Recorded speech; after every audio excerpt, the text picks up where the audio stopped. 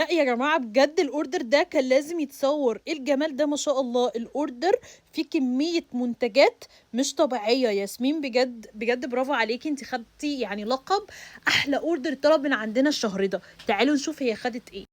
لذيذة. تعالوا الاول كده نشوف هي خدت ايه من منتجات البراند بتاعنا. اخدت الصدر المعالج حجم 125 جرام، واخدت كمان الحنة المعالجة حجم 125 جرام، واخدت كمان عرض زيوت موناتي. العرض يا جماعة بيديكم الزياتة وفرشة مساج الشعر هدية مجانية، وده بيحصل لما بتشتروا زيوت البراند بتاعنا التلاتة الرهاب دولت اللي بيعالجوا حرفيا كل مشاكل الشعر. واحلى حاجة بقى انها اخدت الجواشة الستانلستين الاصلية ما شاء الله، كانت خلصانة ورجعنا وفرناها تاني. واخدت كمان سيرم الضوافر. بصوا احنا رجعنا وفرنا سيرم الضوافر وسيرم الرموش وسيرم الحواجب بتوع ايميليا من تاني. واخدت كمان الفرش بتاعة ريال تكنيك نازلة بسعر خطير. واخدت كمان القفازات بتاعة أليس، وكمان شامبو كليوباترا بزبدة الشيا، وليب جلوس جاكاريت ما شاء الله عليه نسبة سحب الفترة دي حلوة قوي. وكمان ما شاء الله اخدت البوكس بتاع يارا. عايزه اقول لكم ان البوكس بتاع يارا بجد خطير، بتشتروا القطعتين حرفيا بسعر قطعة واحدة. واخدت كمان بوكس 6 8 قطع.